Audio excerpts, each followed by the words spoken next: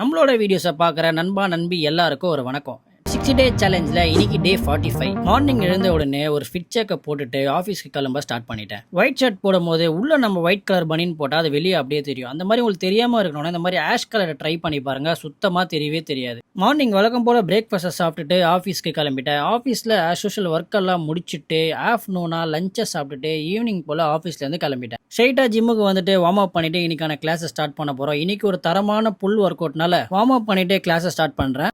லேட்டில் புல் டவுனில் ஒரு 3 set, seated ரோயிங்கில் ஒரு 3 செட், டீ பார் ரோயிங்கில் ஒரு 3 செட்ஸ், ஷோல்டர்ஸில் ஃபேஸ் புல்லில் ஒரு 3 செட், அப்ரெட் ரோயிங்கில் ஒரு 3 செட்ஸ், பைசப்ஸில் தம்பிள் கேர்ள்ஸில் ஒரு 3 செட், கேபிள் கேர்ள்ஸில் ஒரு 3 செட், ஹேமர் கேர்ளில் ஒரு 3 செட்ஸ். தென் எடுத்துகிட்டு ட்ரெட்மில்ல ஒரு 35 மினிட்ஸ் ஆஃப் வாக். தென் அதை முடிச்சுட்டு வீட்டுக்கு கிளம்பி போய் டின்னரை சாப்பிட்டுட்டு முட்டை வாங்கலான்னு கடைக்கு போயிருந்தேன். சடனாக நம்ம ராக்கு கால் பண்ணி உன்னை பார்க்கணும் அர்ஜென்ட்டாக வான்னு சொல்லியிருந்தான். அவனை பார்த்த உடனே திருநாவுக்கரசு பேண்ட் சட்டையெல்லாம் போட்டு ஆளே மாறிட்டேன்.